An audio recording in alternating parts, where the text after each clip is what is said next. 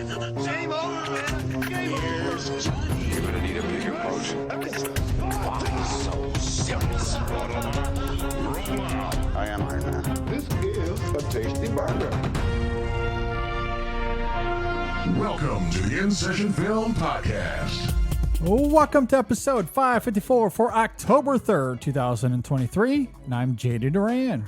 And I'm Brendan Cassidy. Hey, thanks for joining us this week, everybody. Brendan, it is October already. Best month It's ever. hard to believe. Yes, a lot of birthdays happening in October. A lot of weddings. A wedding happening in October. Oh, Yeah. 12 days and counting, my friend. Yes, 12 it's days coming and up. counting. I Very, think it's very 12 soon. days. Let me do that quickly. 7, 8, 9, 10, Yeah. 11 or 12. Okay, we're recording Yes. this on a Tuesday. The wedding's on a Saturday, so it's the 14th. So, yeah, Coming whatever up the pretty math soon. comes out to. Yeah. And it's interesting because all within a week is my brother's birthday. Wow. Then immediately following that, almost, is Brendan's wedding. Yeah. And then immediately following that is my son's birthday, followed the next day by my wife's birthday. And then a trip to Disney. That's all So- happening within a 7-day time span. So, needless to say, if you don't see an episode come out on a regular weekly schedule, that's probably why. It could. I will say there is a contingency in place. I do Okay. have a plan moving forward for that. So Brendan might has be been fired. MIA. Yeah, Brendan will be MIA for a few weeks in mid to late October. However, we still plan on having the show. Still plan on doing that. But it is going to be really busy for me in that time span, as it will be for Brendan as well, as he's off to getting married, which is crazy. It's very exciting. We're finally here, getting pretty close. Yeah, it's hard to think, Katie. When you first met me, I wasn't even close to having a wife. Nope. Long time ago. In fact, 10 I years met ago. you. I think I met you a week before you were getting married. It was pretty man, close. I'm trying to think. It would have been in early 2014. Probably, probably a few months, about 2 or 3 months beforehand. Yeah, I it was would cutting say. it pretty close. Yeah. So, and here we are, with Full you circle. 10 years later. Full circle. That's very, very exciting. Yeah. In the meantime, we have a lot to talk about on this week's show. We're going to get into a little Martin Scorsese. He had some interesting comments this week. Mhm. Then we will take a sad little turn into the career of one Michael Gambon, who unfortunately passed away last week. Yeah. And I have an interesting story about my reaction to the news when that Oh, first man. dropped. Yeah. I can't wait to hear that. And then in the back half of the episode, using The Creator as inspiration. And Brendan and I do have a review of Gareth Edwards, The Creator. We It do. is up right now. You can watch it at YouTube, or you can listen on your podcast app of choice. That is Yep. out right now. We had a really fun conversation on it, whether you We did. agree or disagree. You may not agree with our thoughts, but hopefully you enjoyed the conversation nonetheless. For sure. But using that as as inspiration, we're going to be talking about artificial intelligence in movies. Yes. The best, the worst, the crazy, everything in between. The funny. We'll get There's some into funny that. ones, The too. fun- Yeah, for sure. We're going to be talking about artificial intelligence in movies. So that'll round out the show. Let's start with everyone's favorite, Martin Scorsese. Have you heard of him?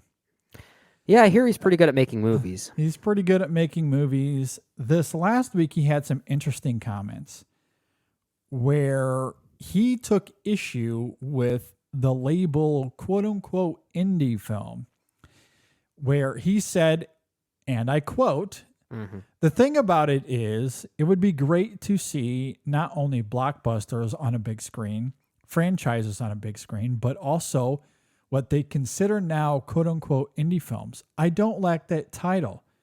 I think those movies are for everyone. And I would love to see a support from theaters, particularly which would make it possible for people to want to come to a theater to see a film that isn't necessarily a blockbuster that needs a giant screen, end quote. Well then, so here's something that's a little interesting about that. Yeah, It's been a little while since Martin Scorsese has made an indie film, if we're going to be technical about it. Yes. I think it was also funny that he invoked Nolan later on in that conversation or in that dialogue there. Yeah. Given Nolan's track record. But also, to be fair, Nolan is quite removed from the Dark Knight trilogy. I would agree. Yeah. Now, there are two phases of Nolan, and he is in that second phase right now away from it. Absolutely. I do think at the same time, if we're going to keep going back and forth on this coin, like the Dark Knight trilogy, the impact of those movies are still felt today. So Nolan for better and worse, completely remove himself from those three movies. No, and those were still films, right? Like regardless of how you feel about those movies, they're movies. They're not content. They just happen to be based on IP. Yeah, absolutely. But at the same time, let's not pretend that Nolan has been dabbling in those movies over the last decade. He hasn't. No. He has moved on from that kind of movie and has made these big epic films that are their own. They're challenging. Just because they're big and they make money doesn't necessarily mean that they're content or just blockbuster for the sake of blockbuster's sake. Absolutely. And when Scorsese is invoking Nolan, let's be honest about this. He's not talking about the Dark Knight trilogy Nolan. He's talking about Interstellar Nolan, Oppenheimer Nolan, Dunkirk Nolan. That's who he's talking about. Yeah. And I do agree with him. Spiritually, with what he is talking about, I think he makes a great point. I'm curious what you think of this, though, Brennan. I think where this gets a little bit foggy is that indie films, they, for theaters to play them, theaters need people to come to the movies. Yeah. That's a business. That's a business outlet for the movies. Yeah. And the reality is indie films and what Scorsese is invoking by using that term, he's talking about these small movies that have a lot of artistic merit, but the reality is there's no financial backing of them. Yeah. There's no marketing to them. And so you go to the theater, you and I will go to a theater and we'll see the midnight specials of the world. But who outside of our circle has heard of Midnight Special?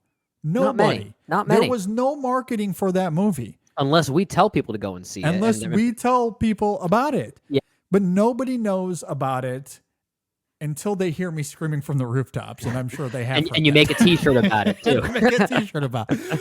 But most people will never hear about that. So what is the incentive from the theaters to play those movies when no one's aware of them? Yeah. So it's a little bit of a, I don't want to say that, I want to be fair to Scorsese because this is like a red carpet interview. Yeah. He's only got about 60 seconds to give an answer before he's moving on to the next thing. So there's a larger discussion to be had here.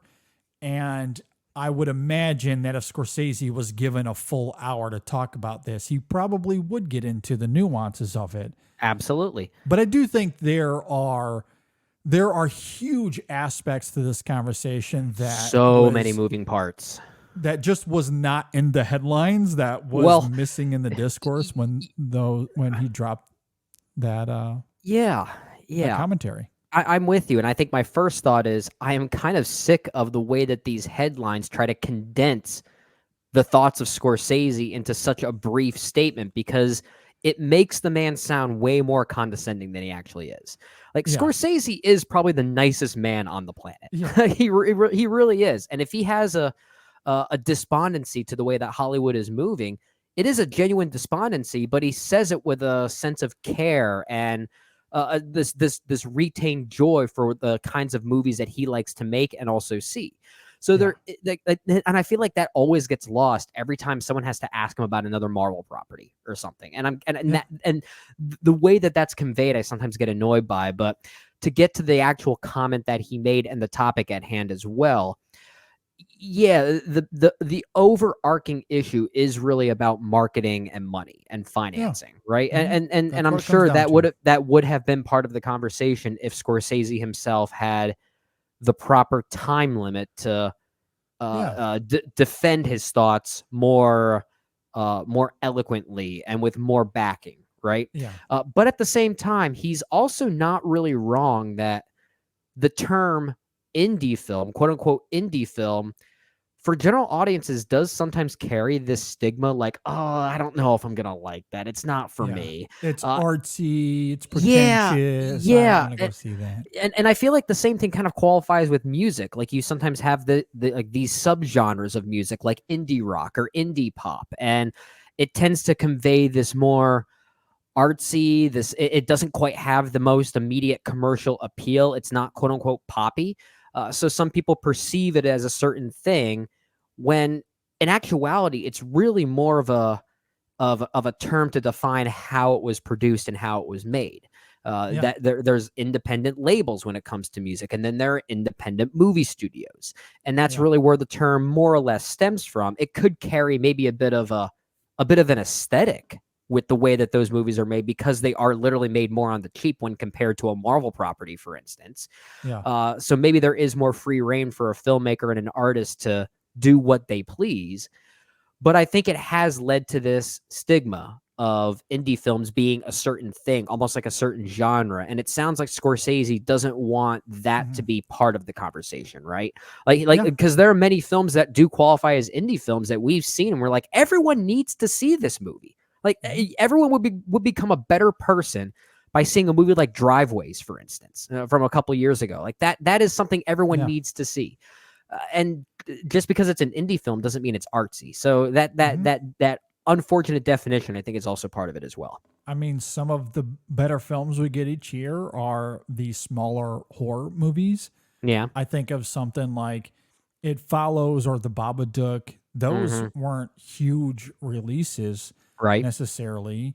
Or even this year, you have something like Rye Lane, which is one of the funniest films of the year, and that did not get a bottoms like release in theaters. No. It was simply put on Hulu, I believe. And that film is hysterical. I think a lot of people would enjoy a movie like Rye Lane if they went to the theater and saw something like Bottoms and liked that. Now, Rye Lane is very different than something like that. It's very different, or Joyride, but in the sense that it's a comedy that is trying to, invoke laughter like those movies. And I thought it was a really fun year for comedies. I think you put that in theaters, a lot of people could go and see that and enjoy themselves like they did, those aforementioned comedies. Yeah. So, the problem is, it's some of it is the stigma, and if you put them in theaters, maybe that stigma would go away. But most importantly, it all comes back down to the finances of it all, because no one was willing to put Rye Lane in theaters. No. Or whatever movie goes to streaming in theaters. Well, and that's the other part of the conversation we didn't really address yet, although we kind of just did, is the world of streaming being so prevalent nowadays that when you get a movie that's kind of dumped as this quote unquote indie film, and they don't believe that it's going to be as financially successful to put in theaters given the money that it costs to do so, we'll just dump it on streaming. That's kind of the answer, unfortunately. And there's no marketing there either. That's something it's to save money there. And a lot of these movies, I think, are ones everyone needs to see, like per Scorsese's comments. I go back to, I think it was the year 2015 when streaming was certainly a thing, but it didn't rule the world as heavily as maybe it does now, even though it was certainly widely, diversified. But my dad and I went to go and see the movie Room in theaters, the Lenny Abrahamson film with Brie Larson. Sure. And at the end of that movie, he said to me, I don't think I ever would have seen this movie until you told me about it. And that was one of the best movies I've ever seen. So it's like, but that kind of proves the point, right? Absolutely. I mean, we could go year by year since we've been doing this show and simply looking at my top 20 films from each of those years, or maybe even a few honorable mentions. I could talk about so many movies that if they came out today, they would likely end up on a Netflix or a Hulu or a Max or whatever the case may be, because there was no financial backing. There was no marketing behind these movies, and nobody would go and see them. I can't even begin to count how many times I've been to the theaters to see those kind of movies, and I'm the only one there. Yeah. The only one. Same. It has happened so many times. And you're going at times when, it's not every time, but you have gone at times, movie times specifically, when the theaters are crowded. Like there are, it's like a Saturday night, 8 p.m. when everyone wants to go to the movies after having dinner, and they're not going to see what you're seeing. They're not. Who's going to see the Hungarian film White God in theaters with me? Who's going to go? No, nobody. Well, because sadly, nobody knows about it. Sadly, there's another stigma there that, it's in subtitles. I don't want to, that's another conversation for another time. I don't want to get into. How about Locke, the Tom Hardy film from 2014? Yeah. My wife and I were the only ones there. Dang. Okay. Tom Hardy was starting to become a big name at that time. Yeah, he could have sold that movie. He could have sold that movie. We were the only ones in the theater to see that movie. There was no financial backing. There was no marketing for it. I was aware of it because I'm in this space all the time, but nobody knew about it until I and a few others started to scream to the heavens. No, this film is great. Yeah. And you should go see this movie. But there's no incentive for the theaters now anyway. Again, Locke would have ended up on Netflix if it came out today. 1,000%. It would have ended up there, or Max, or whatever the case may be. What is the incentive for the theaters to play those movies when my wife and I were the only ones going to see it? Yeah. I think we need a group out there that basically starts like this Mr. Robot-like anarchy, and instead of draining the debt to zero everywhere, they just drain everyone's streaming accounts to zero so that there are no more streaming subscriptions anywhere. Yeah. So that way movies only have to go to theaters. I mean, the only solution to this is one of us, and I mean, by us, I mean true fervent cinephiles. One of us needs to become a billionaire to be able to fund all of this. Yeah, but you know what I mean? We need to win the lottery. But up until that point, if and when that happens in a more serious way, this does prove why our jobs, if you want to call our work jobs as critics, becomes even more important, because we are not just preservers of classic cinema, and we try to educate in that way to at least make people aware of those things. But and this is why I sometimes don't like the term critic anymore, because it's not really about saying what's good and what's not. It's more about trying to create awareness of what other types of cinema is out there. And that's where I think in many ways, it's like our jobs are kind of evolving a little bit, and that's going to make our jobs even more important to make those thoughts even clearer for general moviegoers out there. I completely agree. And hopefully there is a solution, a practical solution, and not some sort of dream scenario that I'm conjuring up over here and hoping that dream scenarios are fun. One of us can become a billionaire one day and we can make this happen, because, and I've joked about this so many times here on the show over the years, that if it was me, I would give so much money to a Jeff Nichols, a Kelly Reichardt. I want them to make movies forever.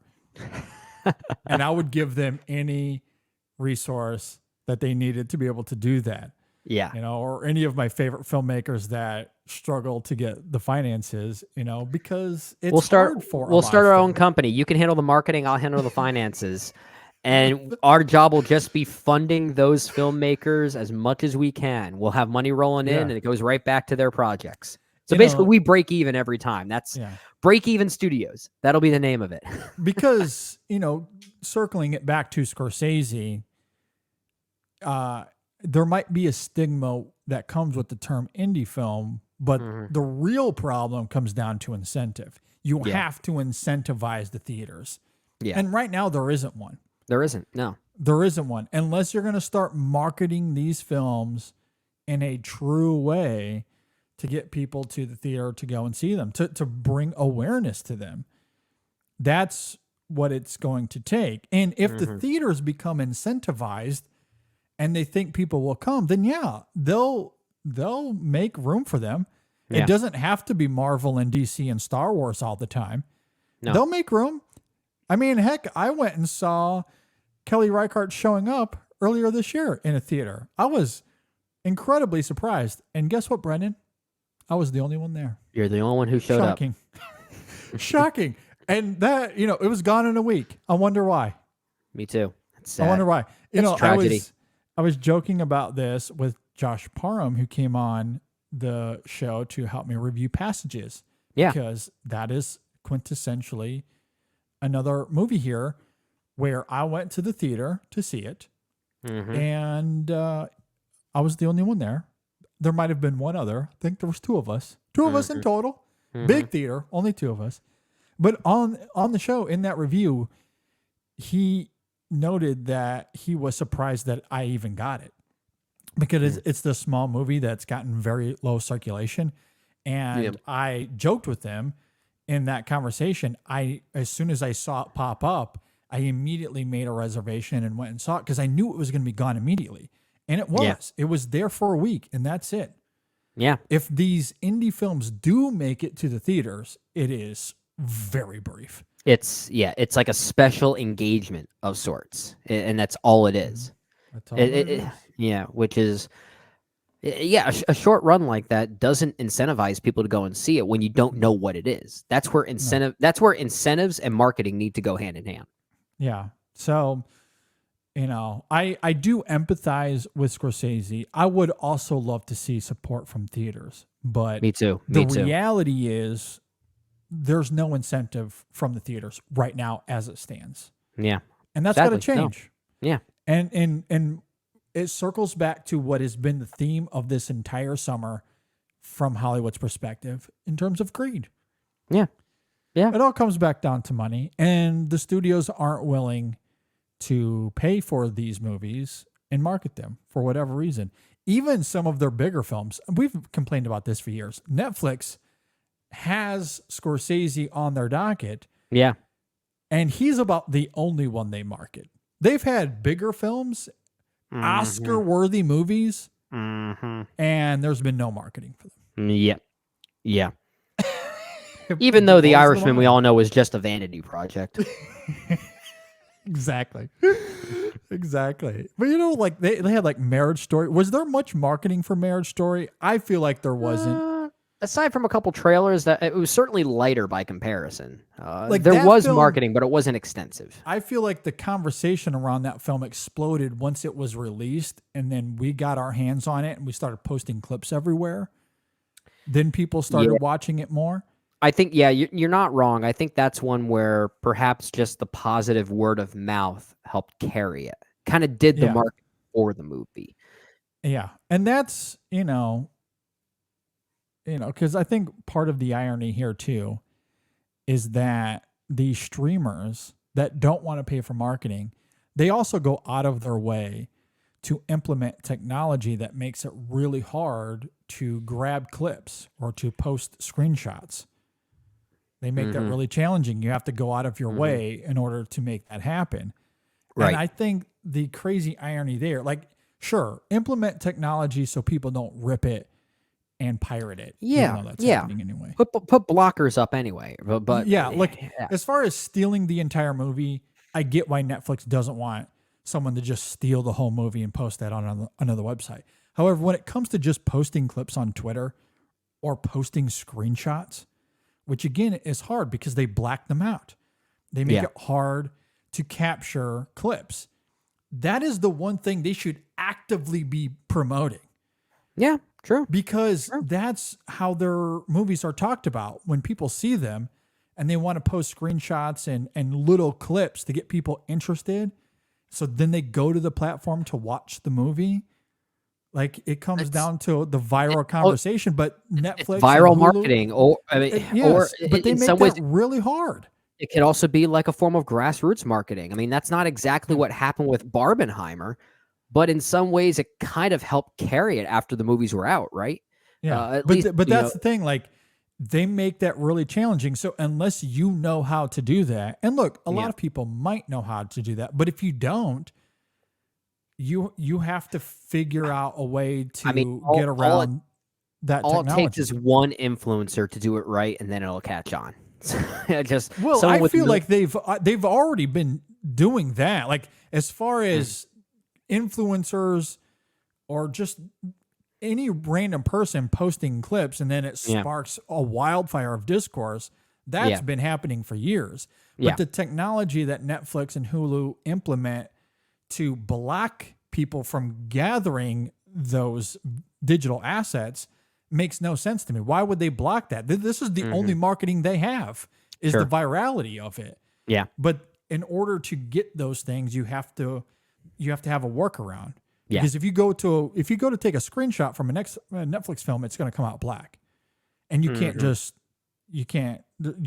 take clips from it either to post on social media. You have to have a workaround, a third party, if you will. Yeah. So you're Why right. would They are make that losing challenging? marketing opportunities there Yes, for sure. And that's all I'm trying to say. Yeah. Like they're making things way harder for themselves. Mm-hmm. Mm-hmm. At any rate, Martin Scorsese is the GOAT, and And he says things that we like to talk about. exactly. All right, let's take the hard transition here, Brennan, and let's talk about one Michael Gambon, who unfortunately passed away last week, September 27th, I believe it was. And Michael Gambon is one of those actors. He is primarily known in the theatrical space. Yeah. However, when it comes to movies, there is one role that he is most notable for. And that is, of course, in the Harry Potter franchise, playing the great Dumbledore. And he didn't start out that way. Did not start out that way. He's certainly played some other roles for sure. No, he but is- I mean, he didn't even kickstart he the role came of in Dumbledore. Yeah, in the third movie. So he had a hard task. Yeah, for sure. Yeah. For sure. And we can certainly get into all of that. In some of his other movies, even outside of Harry Potter as well, because he's been in some other very good movies and had some other great performances for sure. However, where it's not often that we hear this kind of news all the time, obviously. And sometimes it's touching. It's, you feel a little sadness when you hear someone pass away that you're very familiar with because of their artistry. Yeah. It is more rare for me to feel the full sting of it. Yeah. And Michael Gambon, the news of him passing gutted me last week when I first heard the news. And this is all your fault. Yeah, you're welcome. You're welcome. I knew this was coming. You texted me this offline, so I knew this was coming. This is all Brendan's fault, okay? Because I haven't felt that kind of sting since probably Robin Williams. And that was what, 2015, 16, 17? Oh, no, that was before that, I think. Was it before that? 2014? I think so.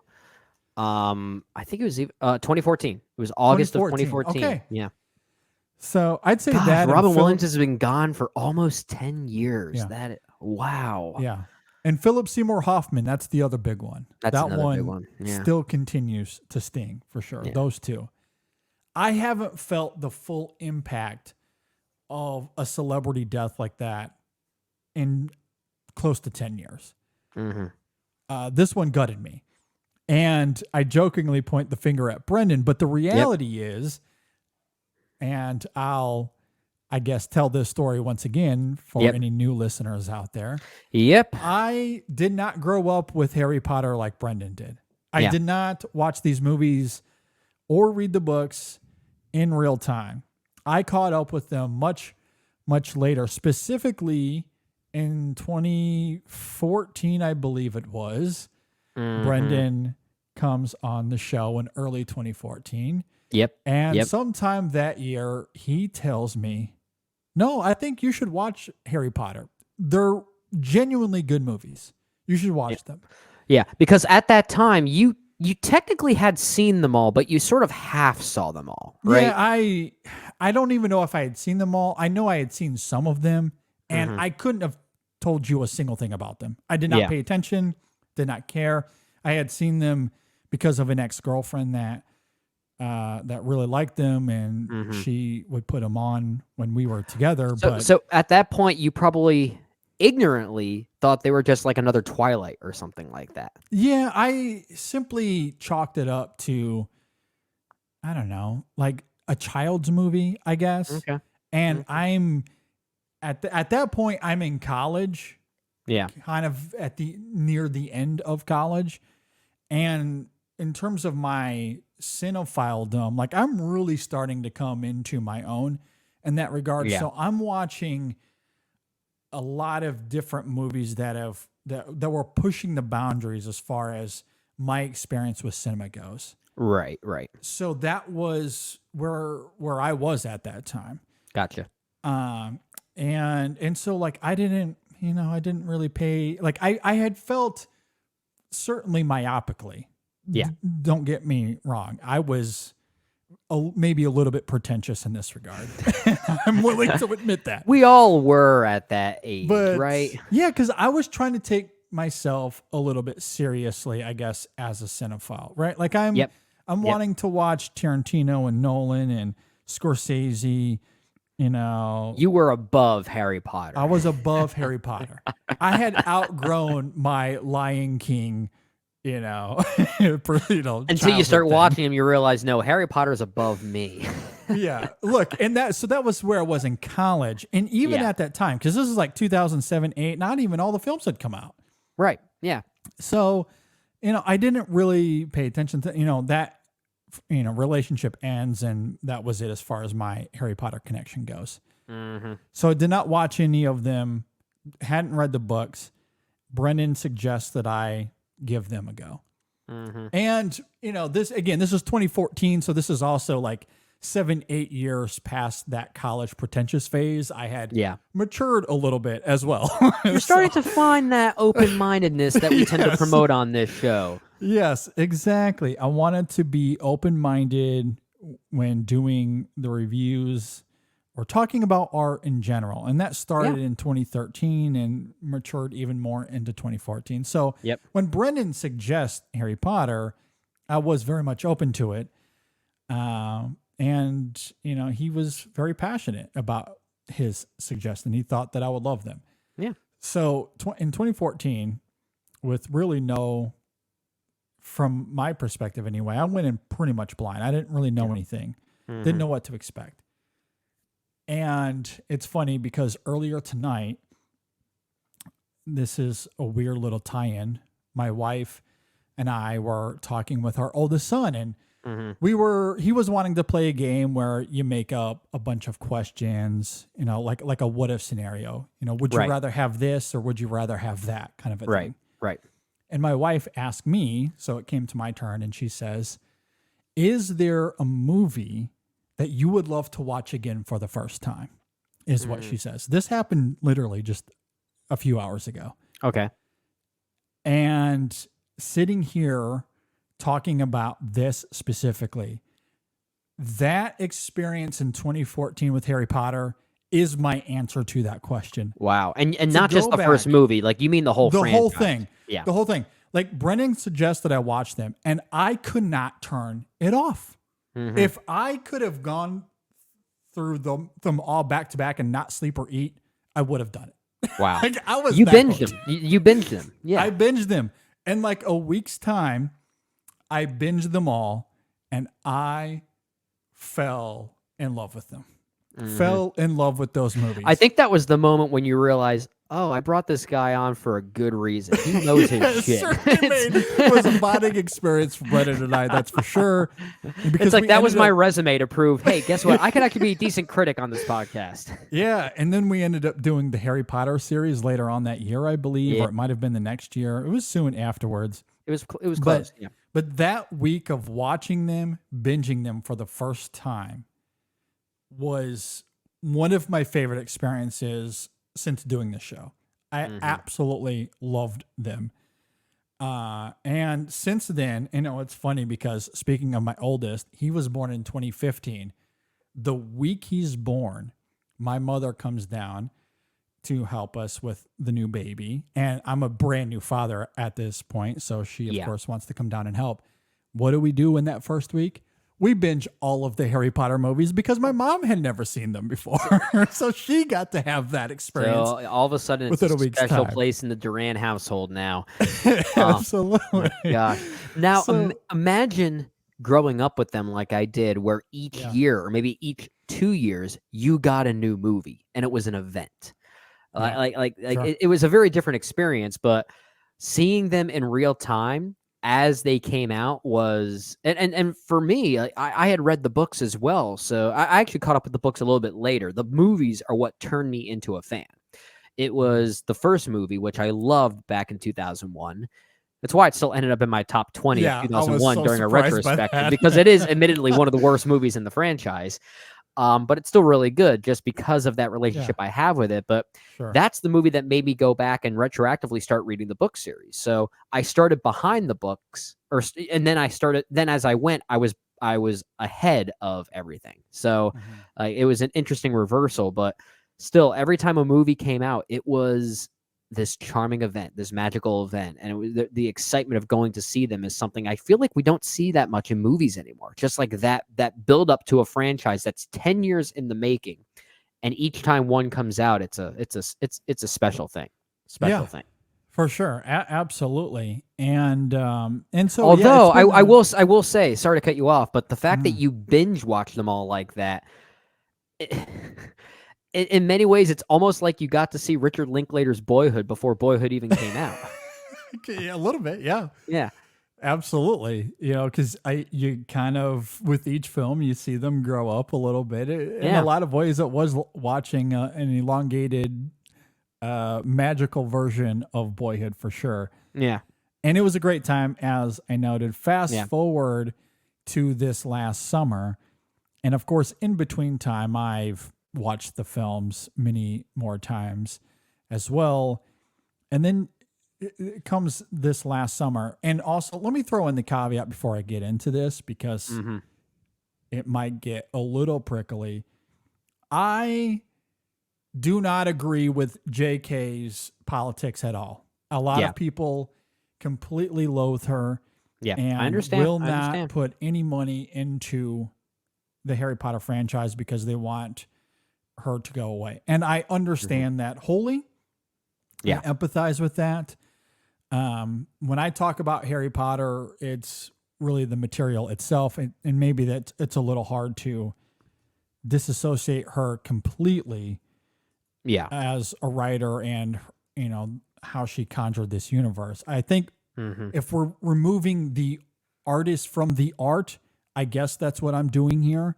And I'm just talking about the material itself, not the artist. Because I do not agree with JK's politics at all. So just for whatever that's worth, I know she's controversial, and I wanted to throw that a caveat out there because I had never read the books.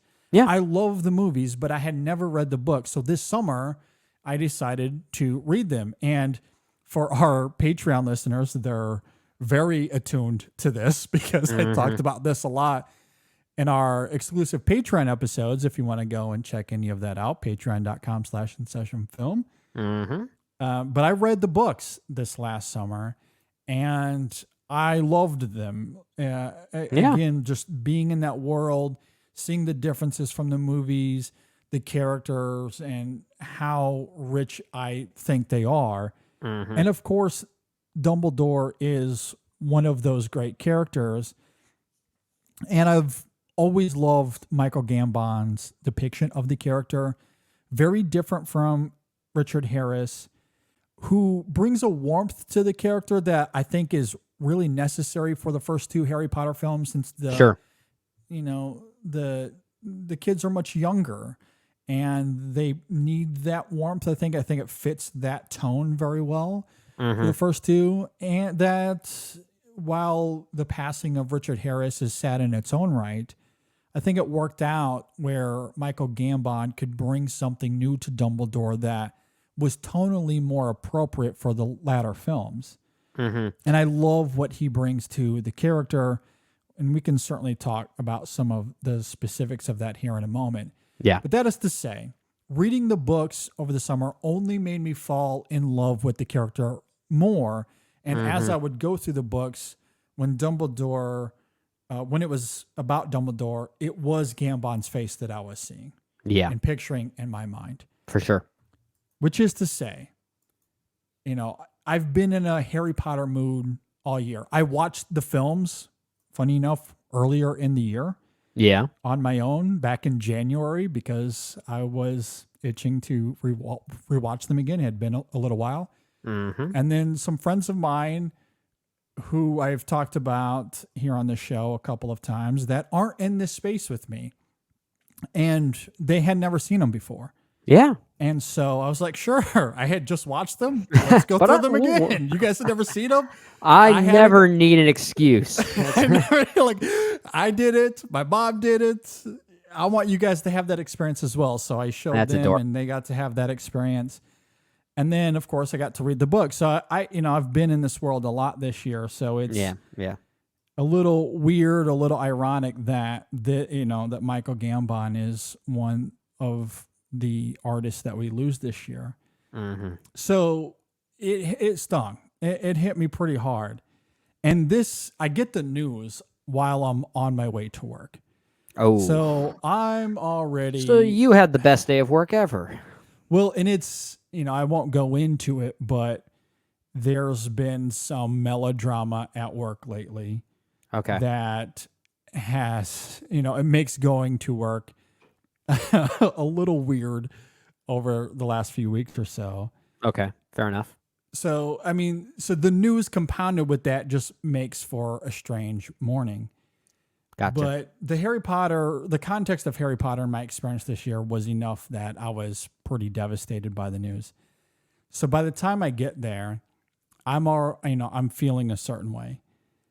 And I guess as a way to grieve, the first thing I did when I sat down at my desk is I watched the clip from Deathly Hallows Part 2, the scene of Snape's memories. Okay. And the back and forth that we see between Snape and Dumbledore talking about Harry and how they feel about him, the importance of Harry, and why he eventually has to die.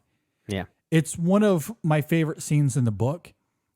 Something Brennan and we talked about for like 30 minutes on a Patreon episode not too long Apparently ago. we're a book podcast now. I love the moment in the book and I love the moment in the film.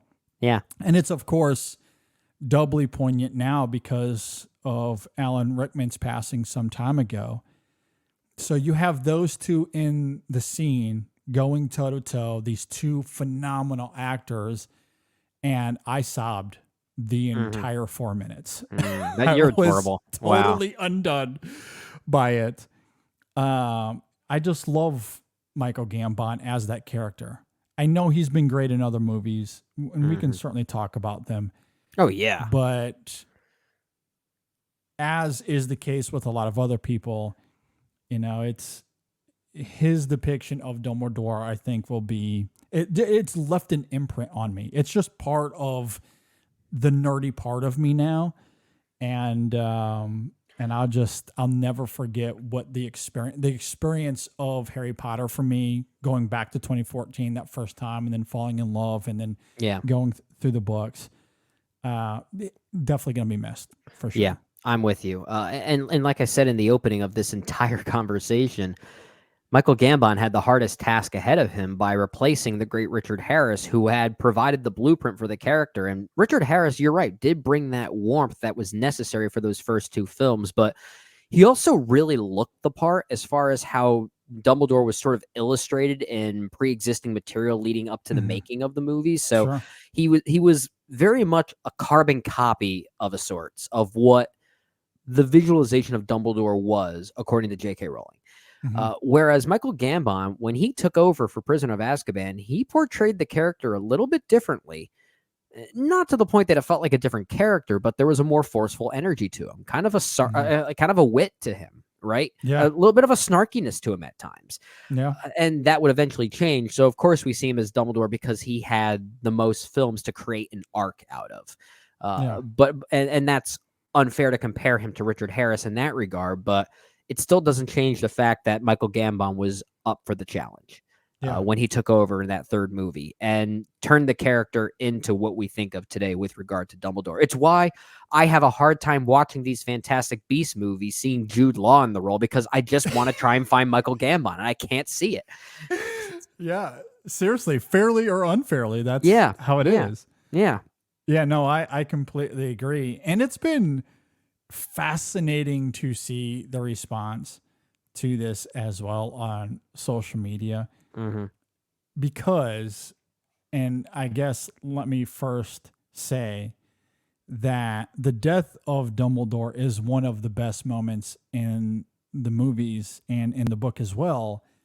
Not just because it's a character that we know that is killed, how he's killed and the context that is ultimately revealed certainly adds weight to it. For sure. But the main reason it's so effective is because we had come to love that character so deeply. Why?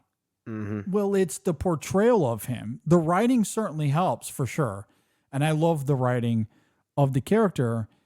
But what Gambon brings to him is so magnetic, so warming, and his relationship with Harry throughout the films is so good that the film really earns that moment emotionally. Yeah. Regardless of the score and the moment that takes place afterwards. The death of him alone is effective because of Gambon's performance. And then there's the visual of what happens when everyone at Hogwarts circles the body and they raise their wands and you get this beautiful score. I'm trying to remember the composer. That might be Nicholas Hooper you're thinking of for Was that it Hooper? one. Yeah, yeah. couldn't Nicholas remember. Hooper scored the 5th and 6th movie. The 5th and 6th. Okay. Yeah. That cue is just incredible. It's really fantastic. So it was interesting. Where is Nicholas Hooper nowadays? And I don't mean to get on a side tangent, but he was a pretty dang capable composer. I wonder what Very else has good. he worked on? Yeah, and we can certainly get to that here in a moment. But I do want to finish that thought by saying it was fascinating to scour social media this week, particularly on TikTok. There was a bunch of videos going viral where, people were at Harry Potter World in Universal here in Florida, and they'd be, raising their wands and doing some sort of salute to the character, which I thought was pretty charming. And it was I went down that rabbit hole quite a bit that night, or in the next day or so after the news had dropped. But amazing as that character. I mean, we can move on from Harry Potter though, because that's what I was gonna say, because you look at his portrayal as Harry Potter, and most people will cite that as maybe his most defining role because it's his most bountiful role. He played the character technically 6 times, given the fact that he was in 6 movies. But leading up to Harry Potter, if you followed this actor's career, you might not think he is the right choice for Dumbledore.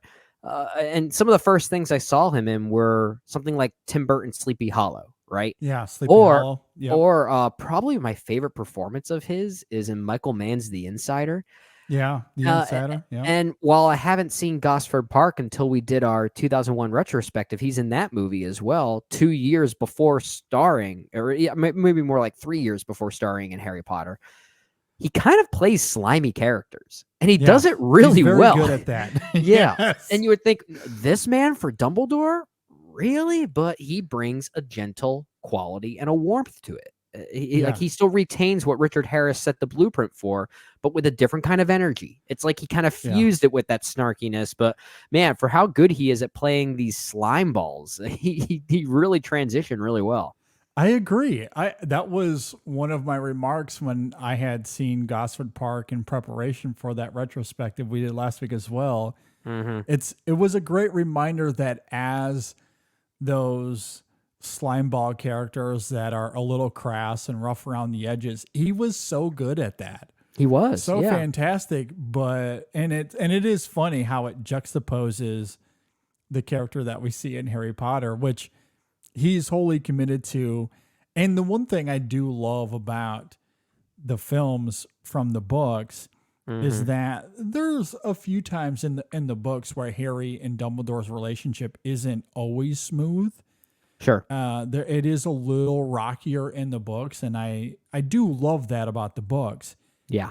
In the films, though, they do remove a lot of that, where it's, you really see the affable side of the Harry and Dumbledore relationship, and it's pivotal. So when you get to Deathly Hallows and he's gone, Harry he never questions Dumbledore like he does in the book.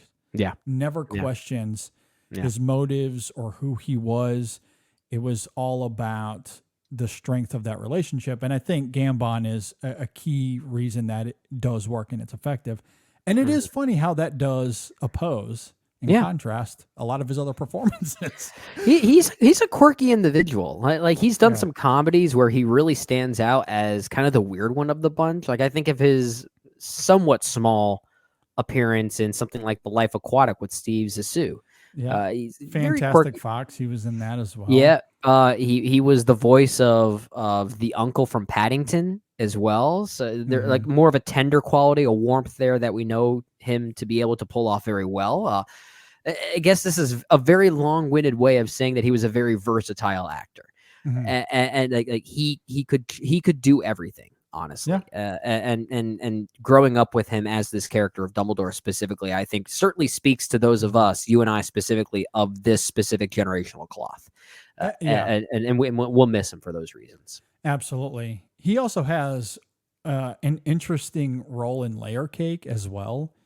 Oh yeah, he does. I forgot about that. I think it's kind of fun, and again, very different from how we know him to be in Harry Potter. Yeah, and then a couple of other films that I want to note that I haven't seen, but this was circulating a lot on social media when the news was dropped. His performance in The Singing Detective, I have not seen that. Haven't seen that either. either. British TV film from the 70s or early 80s, I believe.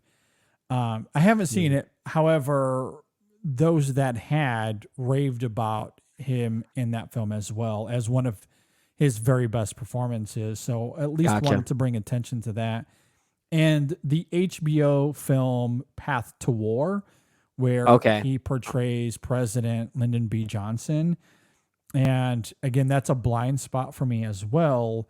But I believe he was nominated for a Golden Globe for his performance in that.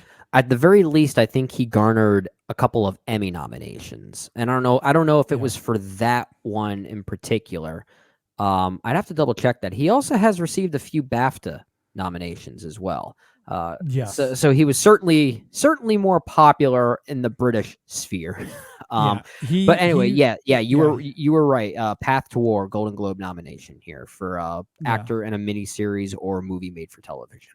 Yeah, I was way off on the year for The Singing Detective, by the way. That was 1987, but he did win a BAFTA for that. Gotcha. As well as Wives and Daughters, Longitude, and Perfect Strangers. All of those are blind spots for me.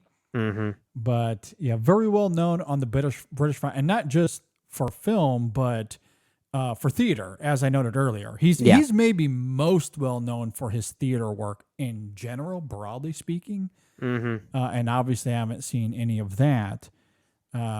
the film work that he's done that I have seen, I've always loved him. But yeah, I mean, people talk about how he's one of the greatest theatrical performers of his generation. Yeah. Of maybe the last 100 years. And you look at all of the awards that he was nominated and won for in theater, and the list is endless. It's incredible. It's a long list here. So incredible. Yeah. Yeah. So he was one of the best. yeah, One of the best. most well known for Harry Potter, at least within our circles. But I do think of those other roles that you noted, like Gosford Park, Layer Cake, Path to War, Sleepy Hollow, The Insider. Hollow. Sorry, that was the other big one I was trying to think of. Sleepy Hollow. I think that was the first thing I've seen him in, was Sleepy Hollow. Because I knew when I saw Prisoner of Azkaban for the first time, I had one of those moments that are often kind of frustrating for us, JD, especially when we're a bit younger, when we're slowly getting into our encyclopedia of knowledge when it comes to film. You notice an actor, it's like, where the heck have I seen that person before? And you just can't figure it out. And I realized sometime later it was from Sleepy Hollow. It was the first time I saw him. Yeah. Really interesting stuff. An actor we will definitely miss, that is for sure. Absolutely. Hey, let's talk about coffee. It's our favorite drink. It is. It's so good. World. It's necessary. It is necessary. It's adult batteries. Is basically what it is. Exactly. But this is a healthy battery, one that you can drink. It's great for you. Yeah. Because the quality and the flavor is so great. You don't need to put any trash in it. You don't need to milkify it. You don't need to milkify it. You don't have to turn it into whatever the green company does with their drinks. You don't have to do it. You don't have to. You can enjoy coffee as it is, and it's still both a tasty and healthy option. Absolutely. And that's what's so great, because Coffee Cult sources specialty grade coffee from around the world. Where they inspect the beans thoroughly. They only select the highest grade. The quality is just unmatched, and that's what they're all about. Absolutely. Just roasting the best coffee that is possible, and roasting it in a way that renders fresh coffee and high quality. And they're roast to order. So what that means is the coffee is never just sitting around. They wait for the order to come in. It goes through the computer. It tells them, hey, there's an order. And if the coffee isn't there, they roast it and it's sent to you. Yeah. And that's how it works. So you're getting guaranteed fresh coffee every single time. And it's really great. They also work with their farms very closely. They make sure that everything is ethically sourced and that the farms are paying their workers, especially the women, fairly and equally. It's just really great. Yeah. And this time of year, as it's so good for fall. The air is going to start to cool off, and about a month's time, who knows, with global warming, it may never cool off. Well, you're in Florida too. It might not even matter. It's so unfair, Brennan. It's still 1,000 degrees. It is early October, and I am melting every day still. It was warm today too. It was in the 70s, high 70s here in Pennsylvania. But still, I know it's going to get a little chillier soon, and there are certain flavors from Coffee Cult that just beautifully embody the fall season that's upcoming. Absolutely. Whether you're a dark roast fan, a medium roast, if you like those chocolatey, earthy flavors in a dark roast, they have that. If you want something that's fruity and lighty and more light and that has these distinct like fruit flavors like strawberries, blueberries, they have that as well. I mean, that's what I like to go to a lot of the time. And it's just fantastic. So go to coffeecult.com. That's coffee with a K, cult with a K, coffeecult.com. Use our code ISF and you'll get 15% off. Again, that code is ISF. Use that at checkout and you'll get 15% off. Go check them out. That's coffeecult.com. All right, Brennan, let's talk about T-shirts. The Oh, InSession yeah. Film Store, specifically. Cozy shirts, fancy shirts, Yes, we have. designed beautifully. Oh, I appreciate that. We have Yeah. some new shirts that I think people will like. Recently, we posted our Midnight Special shirt, Yeah. where it's got a nice little picture of Michael Shannon on it. I'll Yeah, it's always so worry cool. about you. That's the deal. It's Yeah. one of my favorite shirts that I own. It's one of our Also- mantras here. Exactly. So that's up on the store as well. And last week we announced a new shirt that I also love. The shirt is the best thing that ever happened to La La Land is that it lost Best Picture to Moonlight, which is true. And now you can wear that as a T-shirt. Oh man, that shirt better sell like gangbusters because it's so damn true. I hope so as well. And that'll Yeah. be the next one that I get. Yep. Very much looking forward to that. So go and check all of that out. We also have InSession Film logo T-shirts. We got Women in Session shirts. We got Star Wars inspired, Barbie inspired. Yep. Don't forget about Barbie. JD Tears, of course, is on there as well. Hashtag JD Tears. You can't forget the little That's true, hashtag there. of That's course. important. That's important. Exactly. So go to InSessionFilm.com/store, or you can go directly to TeePublic. That's TeePublic.com/stores/InSessionFilm. Either way, you'll get access. And if you go directly to TeePublic, there's a lot more available than T-shirts. Yeah. There's wall art, there's mugs, pillows, pins, stickers, magnets. There's all kinds of fun things up there. There's apparel for kids as well if you want to get Yeah. your kids something. Yeah. So all of that is available, and you can use our logo for any of it. So, or any of the artwork that we have up there. So, so go and check that out. Again, InSessionFilm.com/store. You'll be looking your best. All right, let's move on to artificial intelligence, which is a trope we've seen in movies for quite some time. In fact, you can trace it all the way back to 1927 in Metropolis. I was just gonna say that's on my list. That's on my list here as well. I would imagine that is the first time that we see a version of AI in movies. Even though at that time they would have had no idea, at least I would imagine, that they wouldn't have any idea what AI would turn into. Well, 100 years later, almost 100 years later, they were speaking to something. Very prophetic. Yes, that movie. And I love it. I think it's a great movie Yeah. from 1927. Yep. Fritz Lang, baby. Fritz Lang, absolutely great stuff.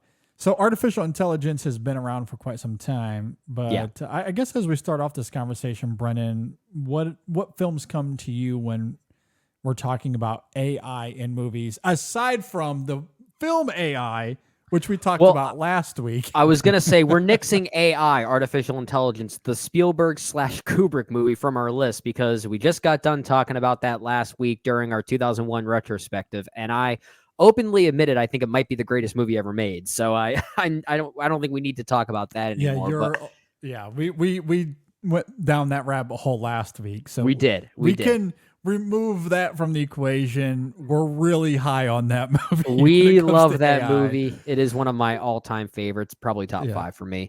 But around the idea of AI in movies, the first movies that come to mind are weirdly ones that I feel like we're going to be talking about a lot of obvious classics here, JD, in the sci-fi realm.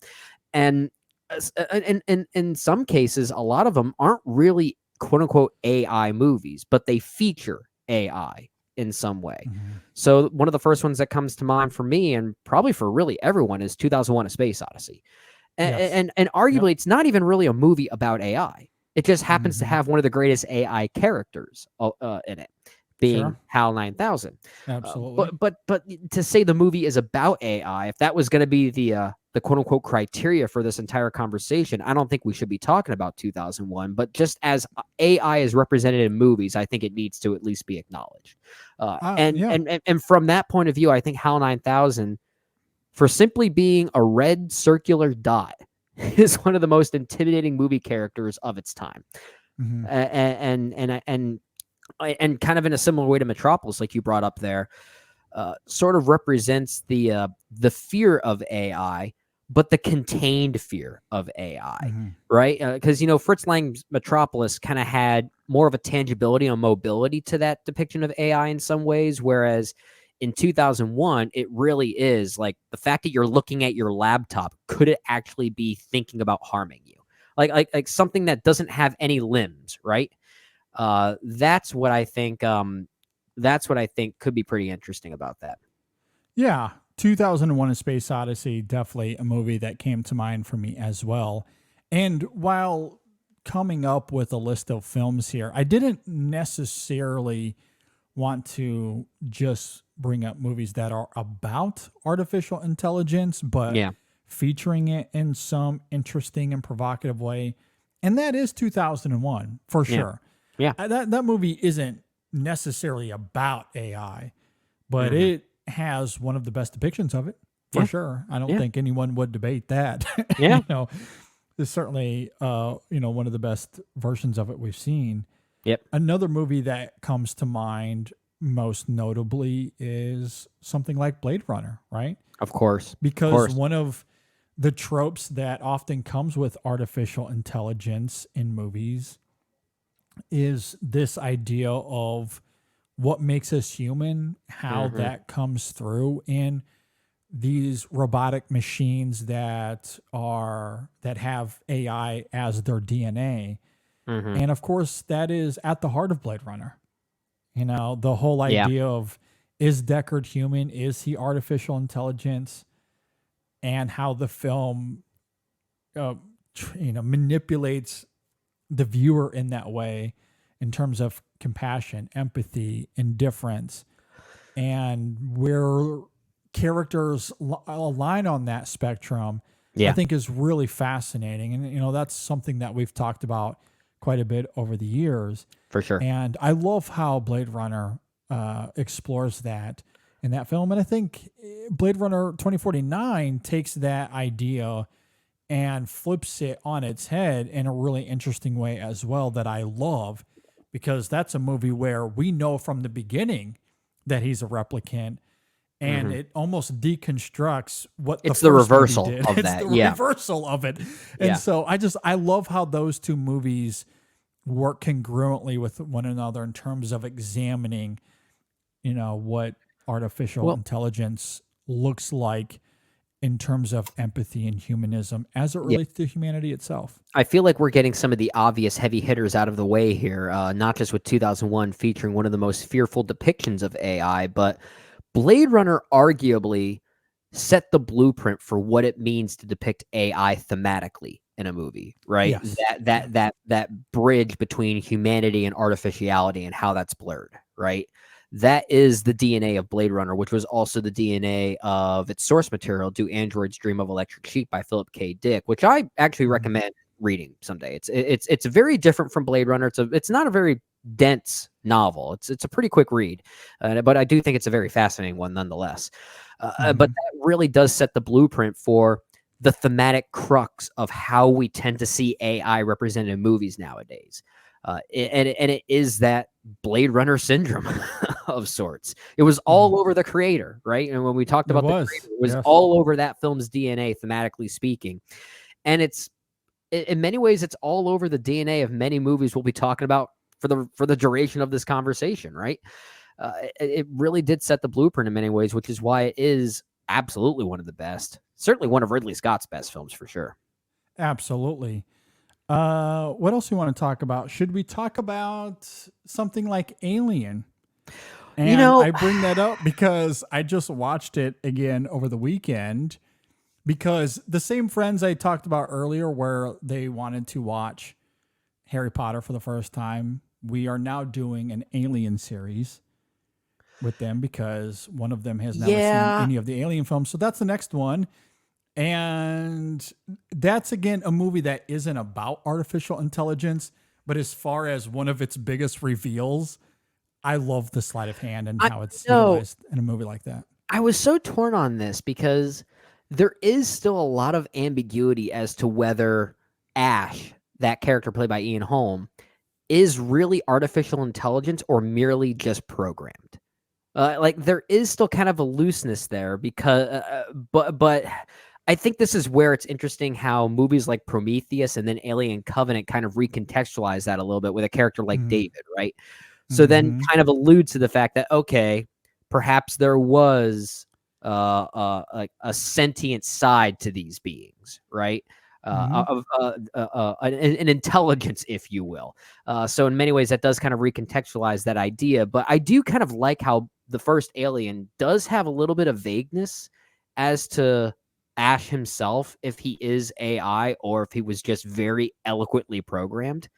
And I think that's what's interesting. That's kind of what makes that character so frightening in that movie. Oh, for sure. The motives are so unclear. Absolutely. And there's certainly a directive that he's following for sure. Right. Yeah. However, he walks and talks with a conscience and fair. certainly has a sentient DNA to him that if it is just programming, it's certainly it's very successful programming. The most incredible programmer of all time. Yes. So like for me, it's almost as if it's AI. I would argue that it's probably AI that's following orders.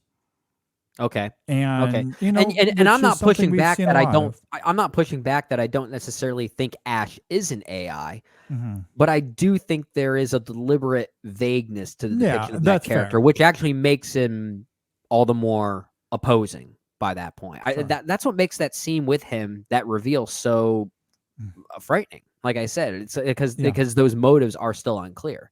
Absolutely. And that's what I love about science fiction and how Alien uses it, for example. Sure. Because there's so much to explore in science fiction that the movie can be about anything, but it just implements artificial intelligence in these really fun ways. And that's a sleight of hand that dramatically is this massive reveal, and it recontextualizes so much of what we saw before or saw previously. I also think of something in a very different vein, but spiritually along those lines of the film just implementing artificial intelligence. I think of something like Interstellar and Tar, who, for my money, is one of the best. Case and Tars, baby. They are great characters. Say what about the movie, but they awesome. They are best supporting actor category. Yes, it is so good. Yeah. Like I love Tar so much. Like for all of the issues I have of that movie, every time he's involved, I'm utterly engrossed by what's happening. Like it's so good. Like I love when films are just able to use it as a tool to tell its story and do it in a really fun or dramatic or horrific way, whatever the case may be. And that's certainly, one of those examples that comes to mind. Yeah, I think that's a great example. If we maybe try and get a little bit more current with this to see how AI is depicted in a modern lens and whether it does it well in a timely way. I think arguably the best one that has done it in the past 10 years or so is Spike Jonze's Her. Yeah, there's two that come to mind. Three. There's three that come to mind. Let me see. Yeah, there are at least two that come to mind. We probably have those two are probably both in our minds. I'm going to talk about all three of them. We can begin with Her, though. Yes, Her is incredible. Yeah. And it's a movie that I feel like is only getting better with time and, given technology and dating and how all of that seems to compound on itself. The more that technology evolves, the more that we get new upgraded iPhones every single year. Updated AI in them. Yeah, I feel like loneliness just seems to grow as well. Yeah. Like the dependency on these things. The fact that I've got my phone sitting right over here, JD, I sometimes feel this urge, like even as I'm talking to you, I got to check something. And it's like that impulse, that reflex just gets worse. Absolutely. Yeah. We're addicted to them. And look, Siri might not be artificial intelligence, maybe on the She's verge not of it. Samantha. Maybe there's, there might be a murkiness to it. However, there is an operating system that is on the way that will absolutely be Samantha. It's coming. It's going to happen. It is coming. Yeah. So that's a film that is going to be way ahead of its time, but probably extremely prophetic, like we were talking about with Metropolis. Oh yeah, and that's a film that I think does a great job balancing the necessity but the dangers of AI. Something that I think Gareth Edwards was trying to do with The Creator, and I don't think he quite succeeded with that. I think Spike Jonze does a much better job in a more nuanced way, kind of doing it in a very different lens, in a very different kind of movie, mind you. So the comparison might not be fair, but I like that he doesn't do it in a preachy way, even despite showcasing the dangers of it. And I appreciate that about the film. Well, I think what's interesting about artificial intelligence in the capacity of what we see in her is that it is the lie and it is intimate at the same time. Yeah.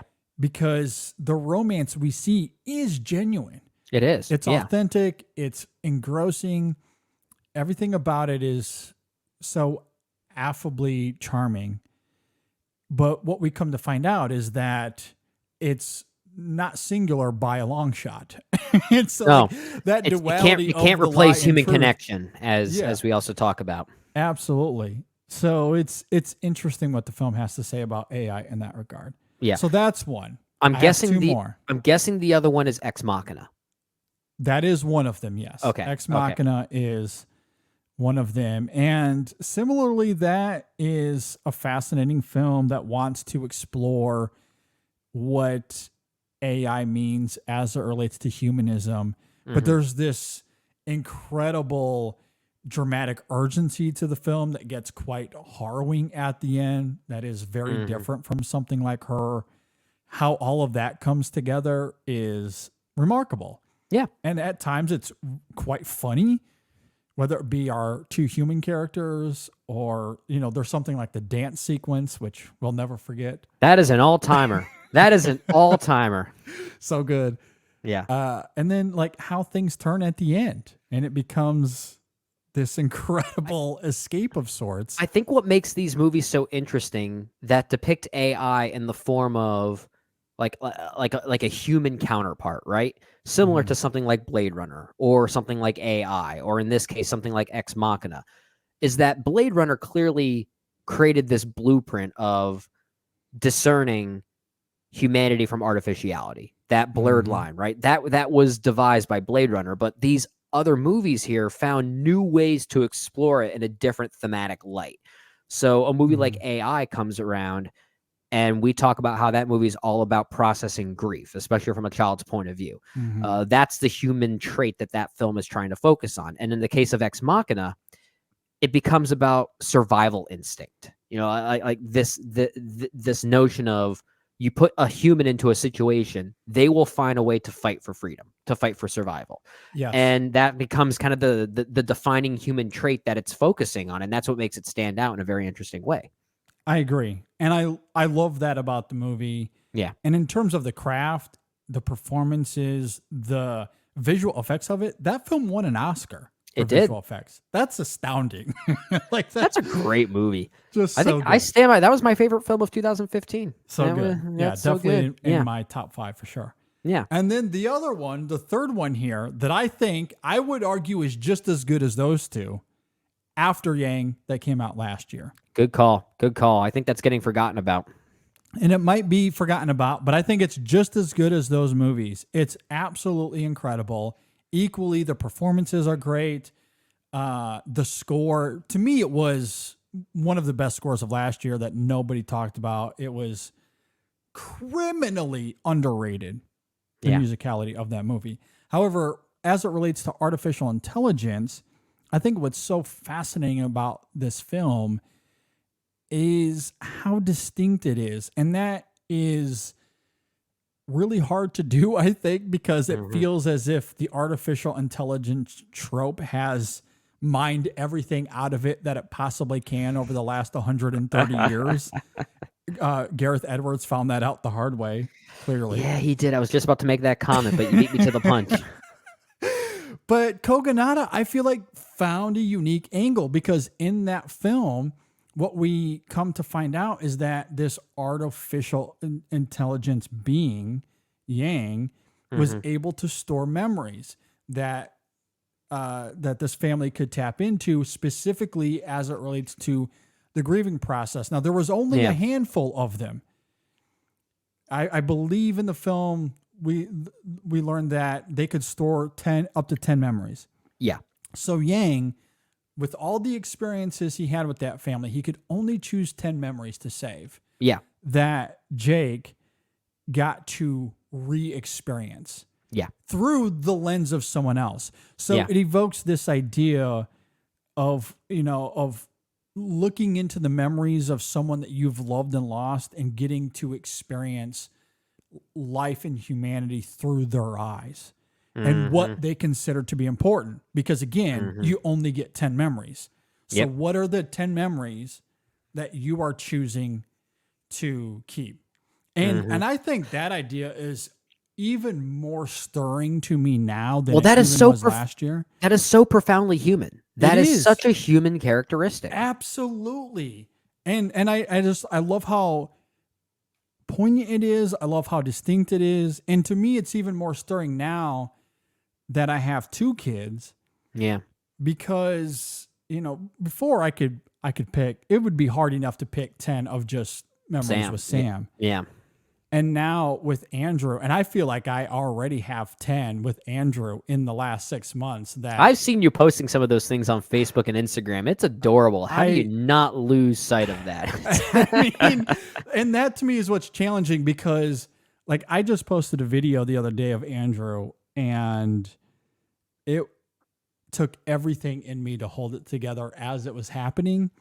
Oh, you're adorable. But there was this moment with Andrew last week where I'm holding him and I have the camera in front of us. So I'm playing this video and he would look at me in the eyes, and then he would look at the camera and have like a little playful face. And then he would turn around and he'd look at me in the eyes, and then he'd look into the camera, and then he'd turn around and he'd look at me in the eyes. And he's processing what you're doing. And he was doing this repetitively, almost on beat, like on cue, like look into the camera. He was studying what his daddy look at me do. like so adorable. And then he'd look at me, and then he'd like cuddle, and then he'd put his arm on me like he was giving me a hug. Like, it is one of those moments that you absolutely cherish. Yeah. And so, yes, if I'm Yang in this situation, that's one of those I'm clinging on to. But over the course of his lifetime, what other 10 memories am I going to want? Like, at what point is that memory going to be one of those on the outside looking in? And how devastating is that? Yeah. So, like, to me, that's what I just feel like is so just existentially profound about that movie. It's incredibly human and so different than anything else that had come before. Kogonada, goddamn genius. Go see that movie, please. I feel like not enough people are talking about it anymore. Like, isn't it only available on Showtime or something like that? Well, again, as we talked about earlier, no one knows about it because there was no marketing for this movie. Sad. And it's unfortunate because I know it's not going to be for everyone, but it's a beautiful movie. It really is a very good movie. Kogonada knows how to do things. It's brilliant. When you mentioned a modern movie that was going to be on your list, at first I was looking at my list thinking, which one could it be? Could he be prepping to talk about Chappie? Yeah, I have it right up You have it right back there. That's where I thought you were going with that. For those watching us on the video, I have it right here. Yeah, I really like Chappie. I'm a defender. I'm liking that more. I did not like it when I first saw it. In fact, I kind of hated it when I first saw it. But I don't know. I've only seen it that once, believe it or not. No. I take it back. I have seen it a second time. I think it was only like a few months or so afterwards. I tried watching it a second time, and I did like it slightly more. But I don't know. There are things from that movie that have stayed with me. Like, there's a lot about it that is kind of unforgettable. which I agree. which I think is the sign of a great movie, whether you come out of it initially liking it or not.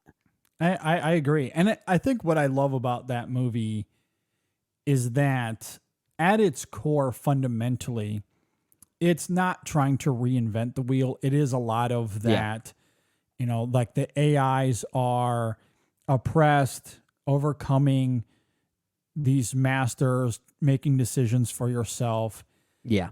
However, I do like how it's funneled through this almost blue collar aesthetic, but not an American blue collar. It's almost like that South African culture that he comes from. Yeah. That I think is really fascinating. So in terms of its ideas on humanizing the inhuman, its ideas on life and death and connection and love, it's not doing anything new like what we just talked about with After Yang. But that's why, again, I forever will argue execution. Because I feel like in execution, it's taking something that's familiar and doing it in a different way, because there's never been an AI movie like that, depicted that way, where it has this South African cultural aesthetic to it that I think is really fascinating. Yeah. So it is very distinct in that way. I also think the emotion of it is genuine because the performances are very good, especially Sharlto Copley, who gives one of the best motion capture performances that no one talks about. He's really good in it. He's really good in Chappie. it. Fantastic. Underrated Hans Zimmer score as well. I think it's very good. Yeah. So, and also like the other way for me to articulate it as well is that the film and other movies have done this as well, but in execution, I feel like Chappie does this extremely well. Mm-hmm. Chappie isn't just artificial intelligence. The way characters treat him is almost like this lost puppy. Yeah. Like this rabid dog, this cat on the streets that no one cares about or wants. So people are abusive toward him. And it almost feels like you could replace, emotionally speaking, you could replace Chappie, let's say, with an animal. Yeah. And you see the abuse on this animal. How are you going to feel about that? Probably not great. And that's how the film treats it. Yeah. So it's to me, it's a little different from, hey, this is a robot. Yeah. Or it's artificial intelligence within the mechanism of something that has a human face, like a lot of these other movies. It's very clearly a robot, but they don't treat it like a robot with artificial intelligence. They treat it like a rabid dog on the streets that nobody cares about. Right. And how the film does that, I think it just brings this fervent poignancy to it that I think is really great, especially because ugly of Copley. movie. Yeah, it is. And I've come to respect that as time has gone on. I think it's something I wasn't expecting when I first saw the film, and I've come to appreciate the griminess of that. That's a great way to articulate it. Yeah. Oh, it's grimy. So what else is there? There are quite a few classics we need to highlight here. Next to Chappie here again on the YouTube, I have iRobot. Okay. And similarly, that's a movie that I feel like has a mixed reputation, and yet it's one that I feel like I like more than most people. Yeah. And it's maybe less so because of the AI of it all. Mm-hmm. It has something to do with it. In fact, when we were talking about the creator, Brennan, yesterday, again, it's up if people want to go and check that review out. But in that conversation, one of the things that we talked about that I somewhat gave the film credit for is that the creator wants to upend this idea as far as what we expect AI to be in terms of the threat. Because in a lot of movies, they are the threat. We talked about this earlier with HAL 9000 from 2001: A Space Odyssey, for example. Right. The Terminator. I was gonna say, like, we can't go this entire conversation without at least acknowledging the Terminator. We have to at least acknowledge that movie. There's plenty of examples out there of the Matrix. The Matrix. Absolutely. that whole idea of, hey, if we let AI take control, they're going to destroy humanity. And they're going to evolve. And they're going to yeah. evolve. Absolutely. iRobot is another one of those examples. So in The Creator, that film wants to, it sets up that idea that, hey, it's the AI's fault that this war is going on because they evolved. We let them get out of control and they bombed LA. Look what happened. Yep. So it sets that up, but then deconstructs that idea as the film goes on. And what we come to find out is that the artificial intelligence of that movie is anything but that. It was the humans that started the war. The AIs wanted nothing to do with it. They're just trying to survive. And so it does deconstruct that idea a little bit. And I was thinking of iRobot in that way because I was like, that's the classic example of they're going to take over the world if we let them. And look, I'm not like, I don't love iRobot because of that. Sure. I think it leans into that in a way where it's just having fun with the process, with the journey. Particularly Will Smith. It's one of his best performances, and I will absolutely champion it because he is hysterical in that movie. It is his funniest role, and I don't think it's particularly close. He is really funny in that movie. I'll have to watch it again then. Yeah, because I like him in the role, but I never went that far with it. Yeah, I think he is really funny. And it's the sarcasm. Like I talk about Harry Potter and how funny I think Order of the Phoenix is the book because there's this biting sarcasm in Harry throughout the entire thing. That's Will Smith and iRobot. He's just really funny. I think that's just like, that's your funny bone right there. It's like that just seems to speak to you. The dry subtlety I think is great. Yeah. Like I love kind of like this. I love awkward humor way more than you do. Yes. So that certainly is your taste, it seems like. Exactly. Like there's a scene I remember the first time I saw this, I just dropped to the floor. And it's a small little moment. It's this futile moment almost where the first time he meets Vicky in that movie and she says something along the lines of, I've decreased traffic fatalities by 9% this year alone. And Will Smith just goes, ooh, thanks. Like just so apathetically just shoves that to the side. Like, oh, I don't care. That's the thing. Like, Will Smith is a very talented actor, regardless if you want to reference the slap or not. But you date back to that time when he really was a superstar. Yeah, we don't talk about his comedic efforts nearly enough. Like even a movie like I Am Legend, which is a much darker and serious movie. Some of the best moments in that movie are those subtle moments of humor. Like when he starts talking to a mannequin. Like it's some of those little things I think are actually some of the best bits that he is capable of. Absolutely. I mean, Men in Black, some of the best moments of that film is the humor that he brings to his performance, I think of. Yeah. But the thing about, and what I love about his performance is that the humor itself, I think, is really great. I just love that dry, biting humor, but it comes from somewhere.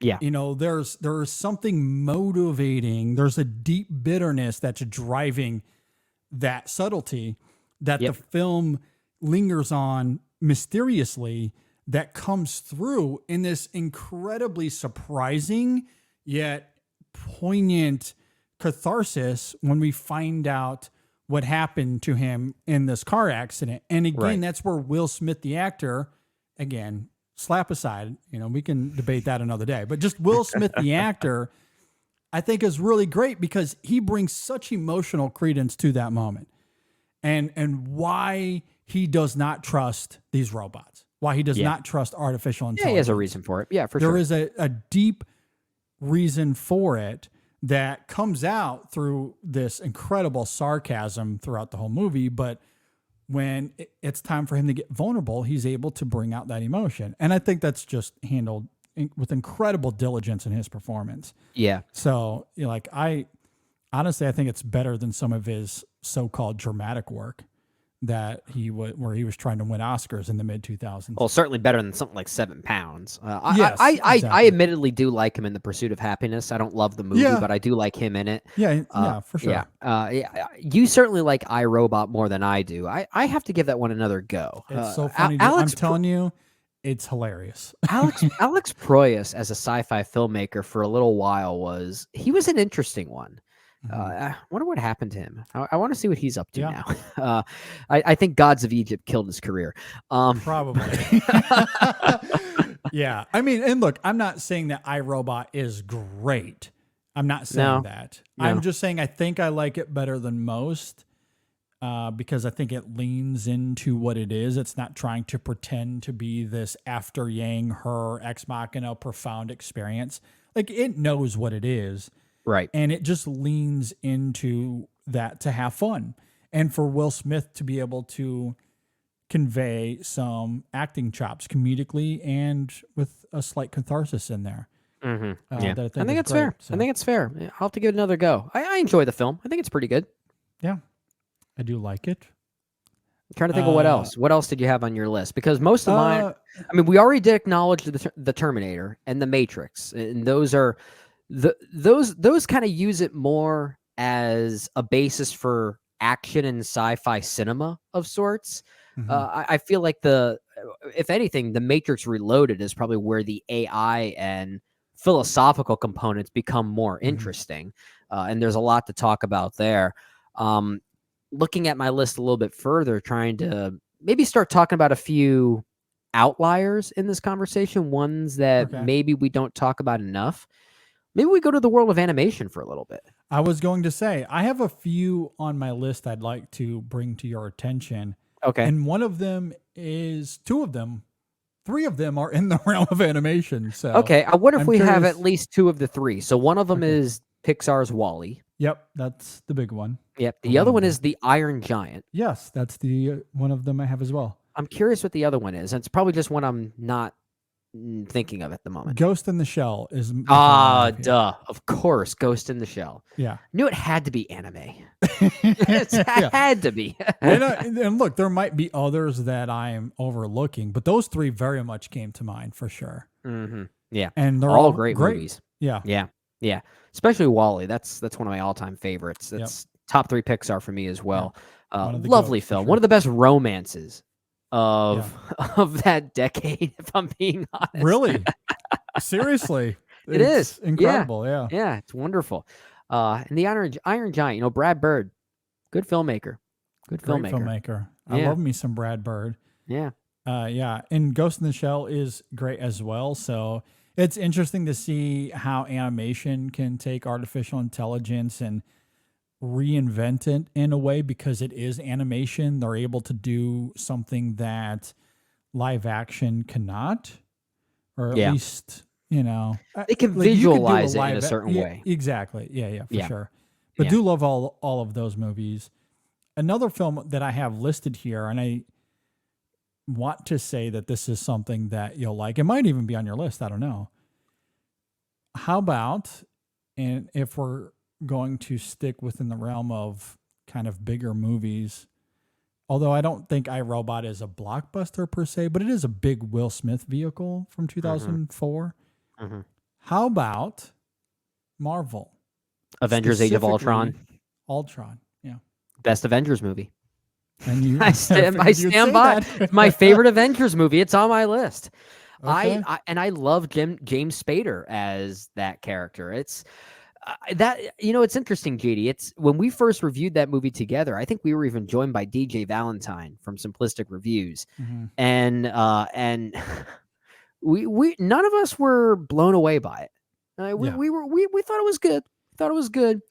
But I don't know, the inconsequential nature of that movie has made me appreciate it even more. And I don't know. I love the characterization of not just Ultron, but the banter of the characters around it too.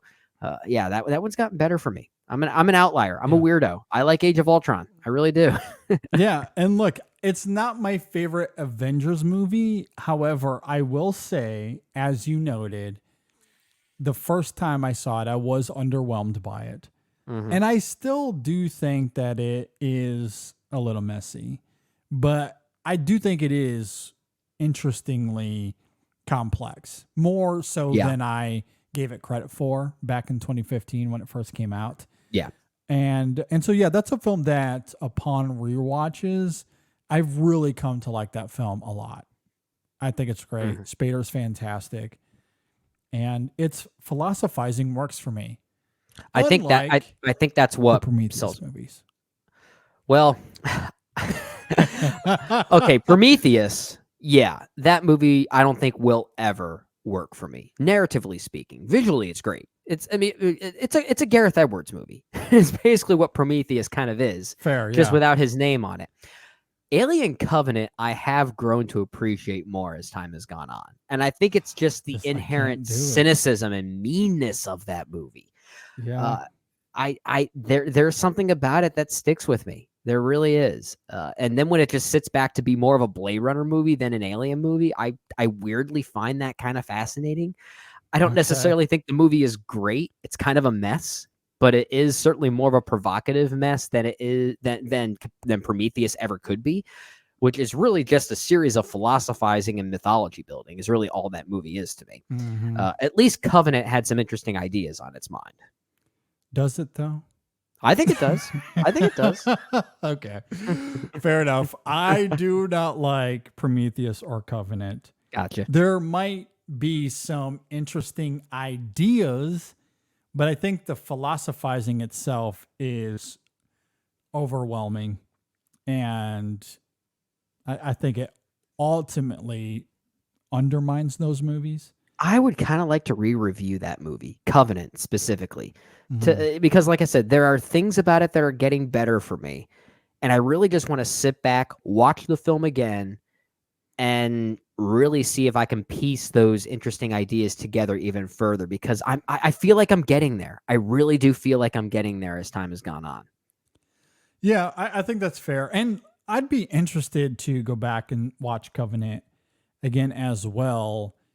I still don't think that I'll like it wholly anyway. Sure. I'll be open-minded to it, but I don't know. Like, it's so I don't know. mean-spirited, and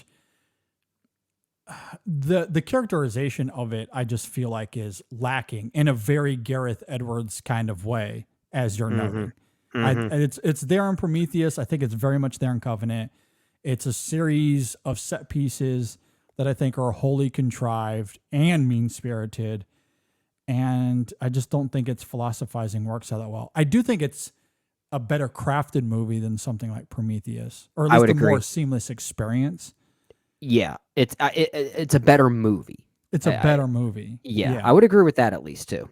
But I still find it manufactured on the whole. Okay. All right. What else is on our list here? Because we're rounding down to the home stretch. Are there any last minute ones you want to throw out here? Yeah, I mean, another one I have on my list is Moon from 2009. Yeah, I thought about that. The AI is I feel like that's kind of a small component of it. Well, Yeah. is it really though? Because I don't know. I mean, like, okay, The reveal at the end suggests otherwise. here's a question. Is cloning a form of artificial intelligence? It's not machine intelligence, but I mean, cloning does involve a form of artificiality in some ways. So yeah, that's why it's kind of near the bottom of my list here. But okay, I don't know. It was an interesting question. yeah, because I had it on my list as well, primarily due to the Gertie character voiced by Kevin Spacey. But as I think about it more, it's like the cloning component of that movie and the humanization of what memories are from a cloning standpoint. Could that qualify? Just because it's not robotics? Like I don't know. It is artificial. You're right. Yeah. There is an intelligence to them. There's a sentience to them. Yeah. Yes. So maybe we found something here. Maybe we did. I think Moon is more provocative than we thought. Oh, Absolutely. Duncan Jones, what happened to you, man? You made a great movie here. No, what happened to that guy?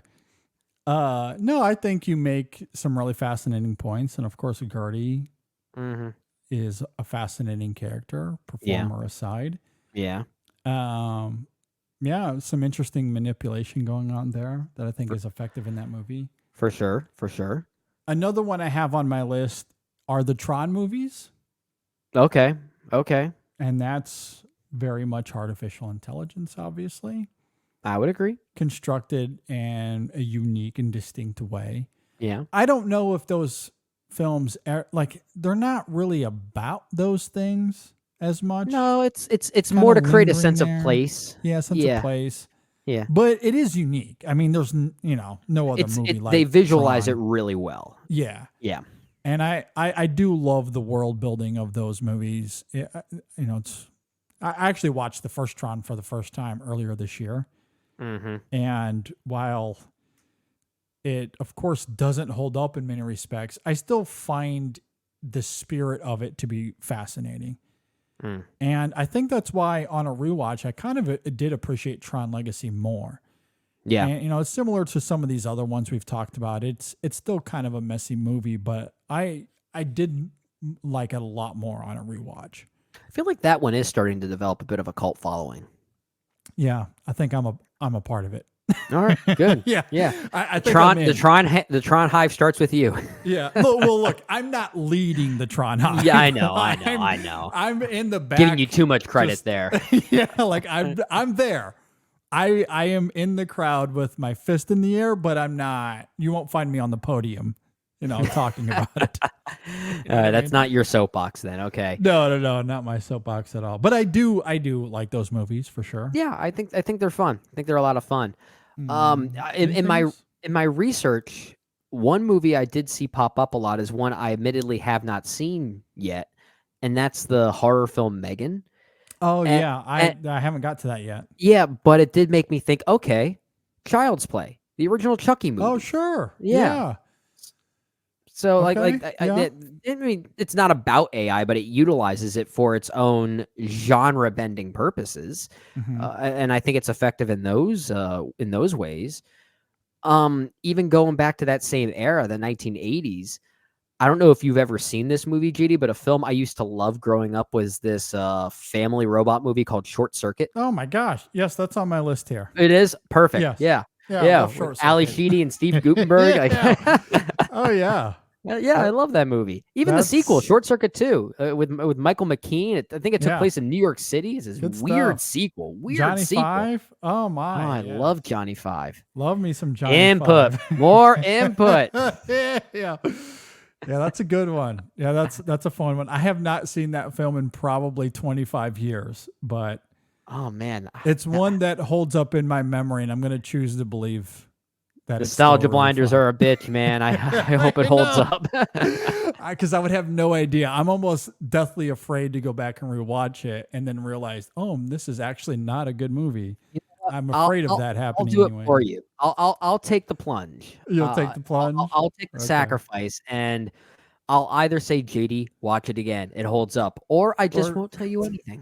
Just don't tell me. Yeah. Yeah. I think that's very fair. I guess as we wind this down, should we circle back? Because we didn't really talk about the Terminator all that much. We did it in passing. Should we talk about that a little I bit guess we can, further? but at the same time, it kind of falls into that category where I feel like it's more utilizing AI as a backdrop for its genre tropes, and that's not to For sure. discredit some of the interesting ideas it has on human sacrifice as represented in the second movie, Judgment Day, Mhm. which, if anything, that's probably the most. I'm about to backtrack on something. I was about to say that Judgment Day, Terminator 2, is perhaps the most thematically interesting of the Terminator films with regard to AI. But I think in actuality, even though it's not as good of a film, Terminator 3 is probably the most interesting movie of the bunch. I love Terminator 3. Yeah, thematically I'm speaking, definitely I think it defending. is the most intriguing movie of them all. It's just not as good at being a film in Yes. comparison. I would say Terminator with 2 that. then is the most humanistic of them all. And kind of taps into that Blade Runner idea of finding the humanity within the artificiality. But otherwise, I think those movies are really utilizing it more for the tropiness of it, which is not a bad thing. James Cameron does it very well. It's just that's really what I think its end goal is. Yeah, no, I completely agree with that. I do love what Terminator 3 is doing thematically and how it flips a lot of what the first two are doing on their heads. Yeah. But it is a lesser movie for sure. And I think it's worth It's a bringing good up. trilogy closer, though. It's a It great is. trilogy closer. I agree. Which is why the later movies don't exist. There are only 3 Terminator movies. There's I only agree. 3.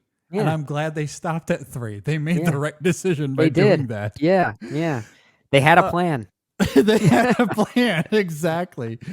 But that is to say, I think it's worth bringing up, not just for the Terminator character and others like him, but Skynet as a whole has become a notion that we all collectively as a culture, as a society, use for what will inevitably happen in real life when artificial intelligence takes over. I feel like that's anytime artificial intelligence is brought up in the news, the first thing out of everyone's mouth is, oh, look, Skynet is about to unfold. Yep. Yep.